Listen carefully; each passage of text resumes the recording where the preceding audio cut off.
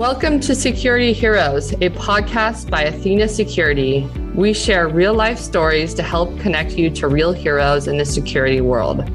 I am your host, Lisa Falzone. Warning, the following recording contains potentially disturbing content.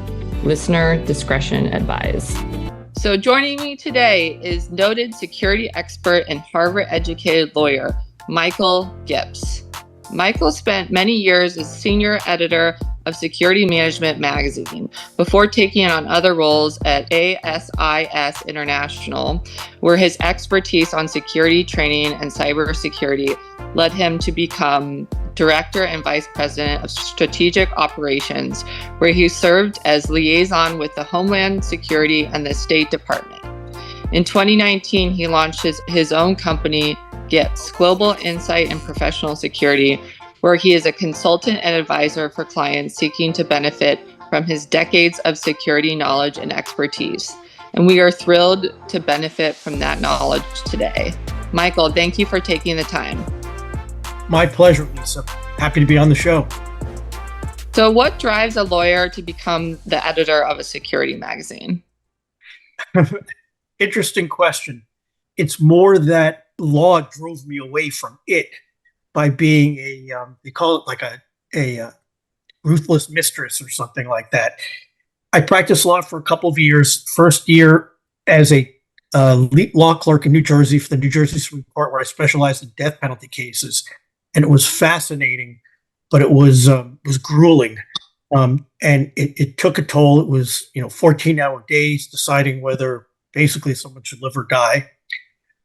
After that, I went to work. I moved to Washington, D.C. I went to work for a litigation firm, and I was doing important things, but they weren't life and death decisions. There was litigation over intellectual property, which I found interesting, workplace issues.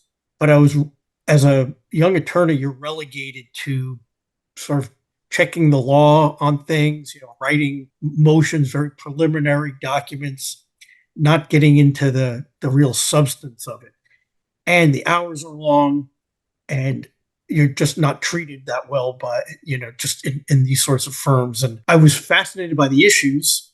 They were all dealt with criminal justice, workplace issues like workplace violence and compliance, and intellectual property. But, handling the legal issues didn't seem satisfying. And interestingly enough, they say a lot of people go into the law to help people. But to me, it was like limited how much you can help someone in the law. But in security, that's what you do every day. You have tangible effect on people's safety and security. That's all. That's kind of why I got into it too. Just really wanting to help people. And it's nice to see someone coming into the industry from more of an altruistic perspective. So, and when you go to law school and you think you might go in and say, I'm going to help people and I'm going to be the plaintiff side and blah, blah, and you end up, all the work and the money is defending, the big corporations who are, are you helping them? Sure. But you're kind of squeezing the little guy.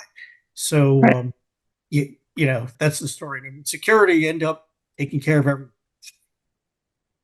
Right. So what's the biggest security threat that people aren't aware of?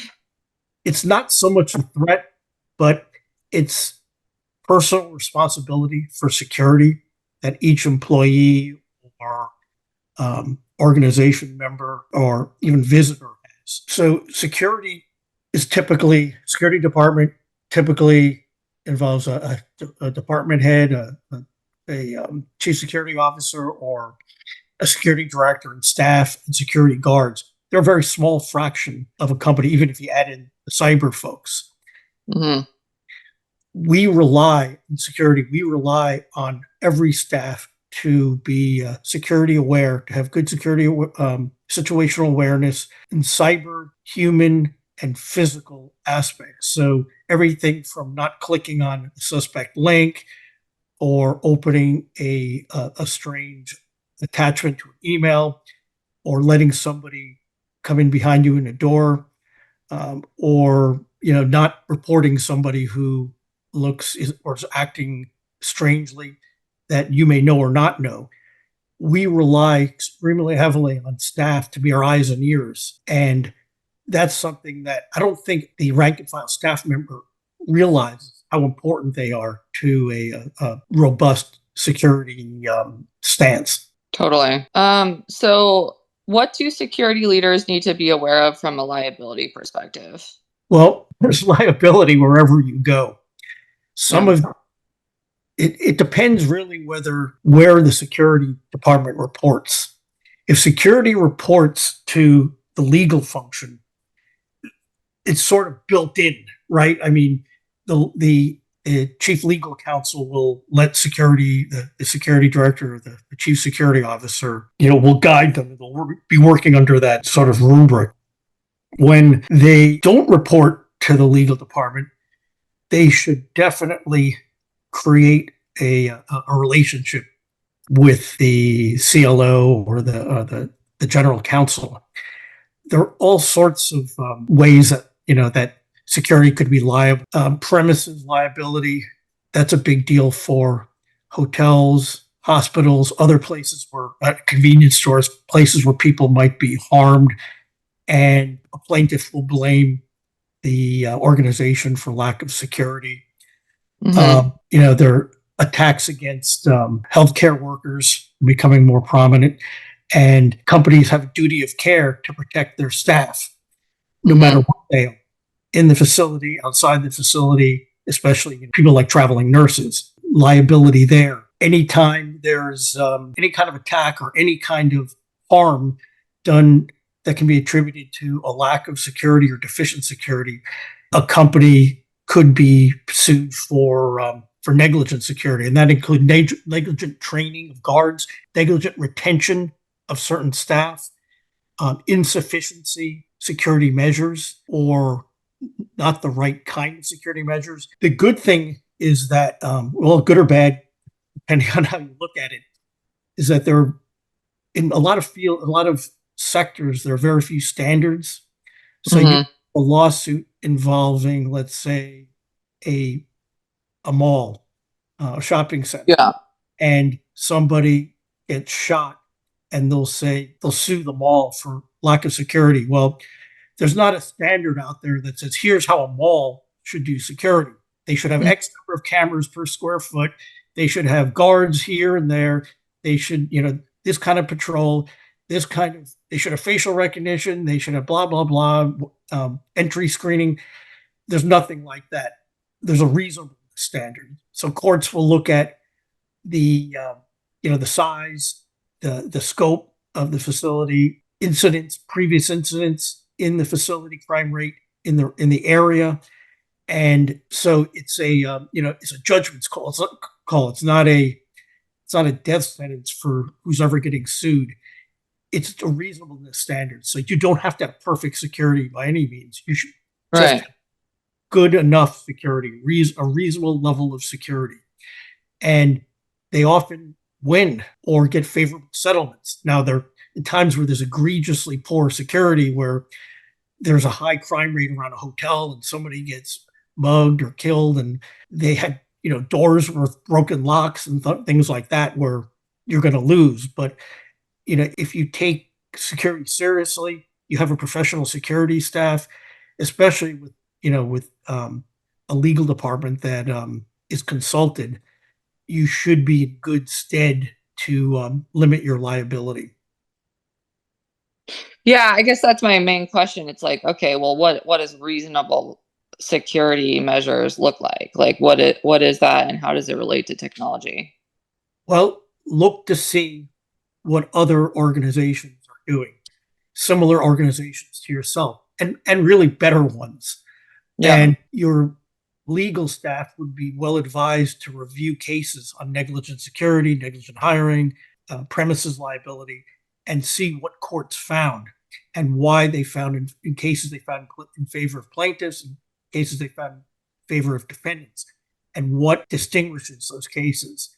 I was involved in a case, I can't say who the client is, but it was in a shopping center, and it was a case involving an attack. And one of the allegations was and this was from several years ago, that the mall should have had facial recognition, and that facial recognition, would have prevented this, because security would have seen the person coming in, and they could have interdicted, they could have prevented it.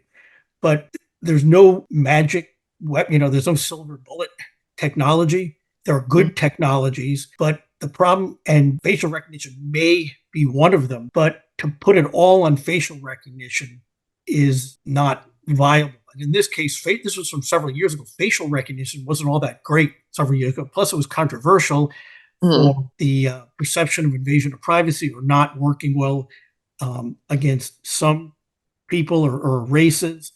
So that wasn't a winning strategy.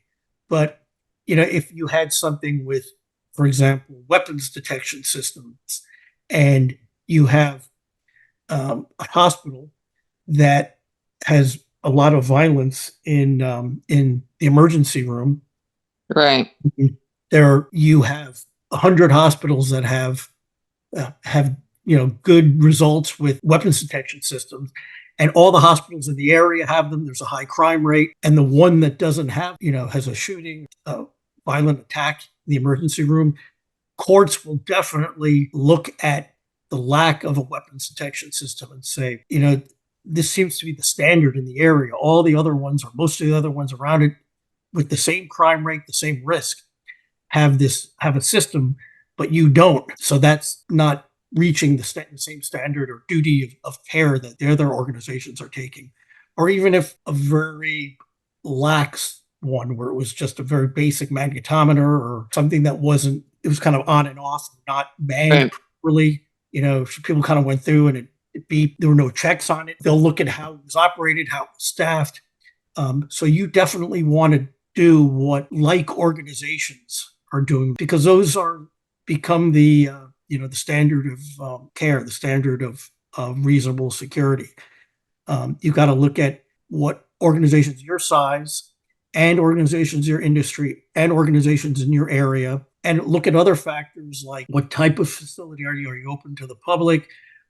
Do you have a large, prominent issue that your company represents? Like there's, Chick-fil-A that's been very, very outspoken, and Patagonia, also very outspoken on certain issues. So you've got to look at, is your owner someone who is high profile? There's a lot of factors that, and you may have a responsibility to review social media. If somebody is making a lot of threats against your organization, or say, oh, we're going to have this mall, so-and-so mall is, they're ripping people off. I'm going to go in and shoot up the place or whatever. You get a lot of that kind of talk, and you don't monitor it, or if you do monitor, don't do anything. That's something that, in the age of social media, you almost have to be monitoring it. Right. So much activity is drawn from that source. So there's a lot of places you have to look. It's getting more and more complicated as technology increases, and now with AI, it'll just expand even more. That'll get crazy. Yeah. So you mentioned the malls and how they're in court found not to be liable. So, I mean, and the ones that you've looked at. So how does that compare versus like the casino in Vegas that did have to pay, I think, $800 million for the mass shooting at that concert? Well, I'm not an expert in that case, but I'll tell you, first of all, such a large, hundreds of people were shot, wounded, and many were killed. And I believe in that case, the staff helped the guy bring in like bags of weapons. They didn't know it was in the bags in the elevator. And generally, and the way they handled, left a lot to be desired. But in that kind of, if someone is getting into a building and barricading themselves in a room and has the time to shoot like fish in a barrel, like hundreds of people, right? The best lawyer in the world is not getting you off. I mean, in this case, even though I'm not an expert, in that case, there were a lot of factors. They could have checked his bags. It was very unusual for someone to be bringing in like duffel bags that had all the markings of carrying weapons, and not responding to it quickly enough. So, that this is more speculation on my part, because I'm Mm-hmm. sure other aspects of the case where, the court said, probably enumerated areas the hotel was liable. Mm-hmm. Maybe they didn't have sufficient security staffing or protocols for screening or protocols for response, Mm-hmm. or even training. That's supposition right now. I have to look at the case.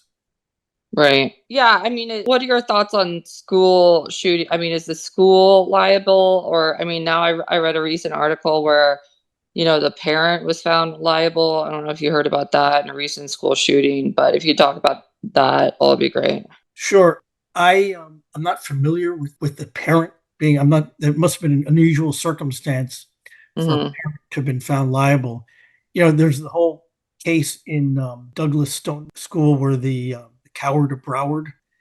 Mm-hmm. I believe I haven't followed the case closely, but I believe he was found liable for, or actually probably criminally liable, because I'm not sure that there was a civil case against. So I'm gonna have to check on that. But how he basically, despite having opportunity and responsibility to protect the children, he stayed outside and and didn't try to seek out or encounter the shooter.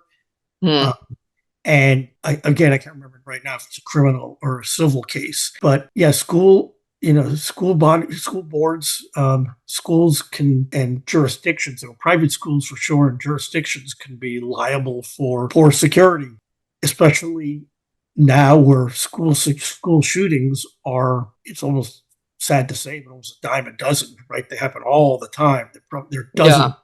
that happen, maybe even like 100 that happen every year if you count like things that happen on school property, and buses, and field, as well as within schools themselves.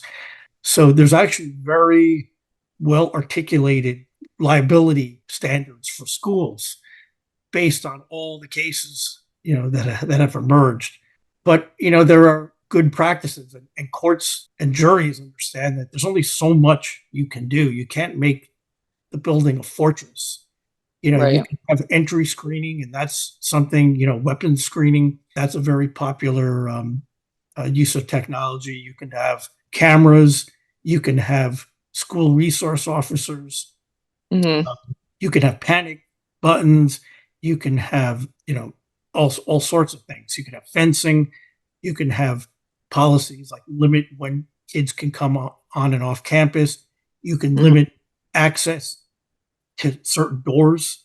Most schools now don't let visitors in. They have to check in with an office and perhaps get through a security person. So if they do those sorts of things and are mindful and communicate them to their students and to the parents, staff, constituency, and continually, assess the risk and adjust measures appropriately, there's a good chance that they're going to adhere to a reasonable standard of security. Yeah. And where can schools or hospitals go to find these standards? Well, I would refer to organizations like colleges, Uh-huh. CLIA. For schools, there's associations of school resource officers. Nazaro, I think, is one of them. There are law firms that specialize in cases, and they report on cases. I don't know that there's any clearinghouse for Mm-hmm. these cases. They're probably, I would consult school security experts. There are people like Paul Tim out there who specialize in this. He's a very prominent person who's written books on it. I bet if you go to his website, there are other school security associations. I think Kenneth Trump is another person who runs a school security association, probably his own Right. website. So I would refer to sources like that. Awesome. Did you want to talk about anyone in the field that you've noticed being a security hero? Well, sure. I am not a security hero in the field. I am an expert. I'm a knowledgeable person. I'm a practitioner. But as far as I know, I haven't saved anyone's life. I haven't averted a terrorist attack. I haven't taken down, a smuggling ring. But I do know someone who has done all that and a lot more, who's a colleague of mine named Lou Mizell, now in his 70s. He worked for, early in his career, the Diplomatic Security Service, and has been to countries, 105 different countries as an operative, from the jungles of Peru and Colombia to the streets of Beirut during the Lebanon Civil War, to Uganda, to the Balkans. I believe he's in Gaza, and just basically any war zone, any difficult area. He not only was an operative, but he was a intelligence analyst, and he would cobble together his own, when he would go out in the field, there was a lack of information on who he was dealing with. So he would go out and do his own information. He would read newspapers, books, interview people, look at government reports to see what tactics were being used, so how he could protect himself and anyone under his charge. So, he would go to, say, Panama and see that, okay, they're using these drug traffickers were using knockout drugs. So that's how they were, getting their human chattel. They were meeting them and dropping knockout drugs. Or they were, one tactic was someone would be holding a newspaper and there'd be a gun in the newspaper. That's how they were, things like that. So in many cases, he helped break cases by noticing these things, staying out, protecting clients and noticing things like, so for example, he was in this, I love this story. He was sleeping in a hostel in, I think it was in Lebanon, and he had two alarms, and the maid came in, the housekeeping came in and said, and he showed them the two alarms because I sleep so hard that I need to have two alarms. And she said, oh, it's like, you should see the guy in room 104 or whatever. He has 13 alarm clocks, and then laughed. And then he went to bed and he realized that guy was a bomb maker. He had 13 alarm clocks because he was a bomb maker. And the guy was, and he called intelligence services that interdicted this person before he could commit an attack. So that's one of many, many cases. Like, he broke another case where people were renting trucks, and I guess they were renting trucks and they're putting explosives in it. But on metal trucks, the explosive would go off prematurely because, as I understand it, because of the friction with the metal trucks. So these terrorists were using wood bottom trucks and renting them. And it's not normal to have wood bottom trucks. So he was investigating an attack, and he learned about this tactic, and he asked, whether it was a U-Haul or whatever, a manager of a rental place, did anyone ask for a wooden bottom truck? And he said, oh yeah, this guy did. He gave him the receipt, and he was able to track down, a terrorist who was planning an attack. So this guy's life is full of these situations. I'm always in awe of him. That's just, it's the tip of the iceberg. So he, for sure, has saved countless lives. So Lou Mizell is my security hero. That's awesome. Thanks for sharing.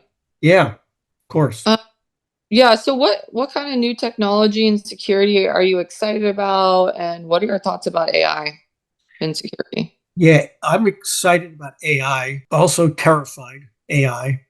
I scoff at AI, and then I'm amazed by it. Right. So when you talk about AI, there's a lot of different things you're talking about. There's talking about machine learning, large language models, analytics in cameras, generative AI to write things or to create images. And we're just at the very beginning of the AI age. Really, what we're doing is still pretty primitive with AI. ChatGPT has just gotten to the point where, in 1.0, 2.0, they weren't that great. I mean, it's amazing technology that they can write so well, but kind of riddled with mistakes, and you didn't know what you're going to get. Now, the latest iteration, 4.0, I don't know what they're up to now, are much better, which shows how quickly, it's learning. The coders, the people who are creating it are learning, but still applications are like helping to write reports better, helping cameras. They're not, they're not mind-blowing yet, but they will be very shortly. And my concern, well, there's two big concerns. One is it's helping bad guys as much as it is good guys by helping create more realistic deep fakes, cyber scans, things like that. The other concern I have with AI is only good as the information that goes into it. So if you're pouring questionable data into it, you're going to get questionable results. So I guarantee if you say, tell me about Lisa Falzone and her company, her latest company, Athena Security, and it'll say, okay, I'm current up to blah, blah, blah, 2023 or 2020, whatever, to ever. Lisa Falzone helped create this company. She created other companies before. And among the other technologies, she is an expert in ballistics, in firewalls, and they'll make up things that are not true. Now, I haven't run this through, so I'm curious to do it after, but I've done it for myself, and it comes up with crazy things. Like, it's generally right, but it says, I've written 4 books on all these different subjects that I've never even heard of, and I've done it for other people. So it still makes up things. So really the issue is garbage in, garbage out. And you have to really be careful the sources that you train AI on, because right now, if you put it in, train it on Wikipedia. Well, Wikipedia is pretty good, but it's going to have a lot of errors, it's going to have a bias. Any source is going to be like that. I'm worried that it's just going to ingest things. And they've done studies where they had AI kind of just the chatbot just ingest everything on the internet and take on a personality. And the chatbot was racist, anti-Semitic, white supremacist, just like everything bad you could possibly get, because it was echoing things that it saw on the internet, right? So what's extremely important is that the data going in be as pure and as accurate and reviewed closely as possible. And people are making AI, so many different AI tools and AI models, and using different sources of information to build the AI, that I think it's like the Wild West. Right. You don't, you can say this is AI, so it's going to be good, but you don't know what went into that. Plus, you don't know the algorithm. So, there have been all sorts of accusations that AI, is also, discriminates against, people of color and things like that. So those issues are going to be with us. And there's also issues of privacy. There's issues of origination, like who's responsible for the information that AI comes up with, because it's software. Is the person who created the software going to be liable? There's a big case, or there was a lawyer, and you've probably heard about this, a law school professor who typed in his own name, and it said, whoever is a law professor at this school, and he specializes in this. And he's had a big incident where he took a bunch of his students abroad to a law school in whatever country, and there were accusations that he sexually assaulted one of his students. Well, the person had never taught at that law school, never taken a class abroad, never been to that country, and needless to say, hadn't assaulted that student. Major, libel implications. And, it's like, who's going to sue? They're looking into that. So this is just one of many, many things that are coming up. But on the other hand, it's going to, AI doing well, it's going to revolutionize security and a lot of other fields, making things much faster, more efficient, precise. So I'm excited about it, but also terrified. And we're always a step behind the bad guys. So I that's going to continue. Awesome. Just one more question. I'm asking this maybe from my perspective, but what advice do you have on entrepreneurs that want to get into physical security and are scared of liability? Great question. You should. So when you say an entrepreneur and getting into physical security, are you talking more about the technology side? Are you talking about setting up a consultancy, a startup?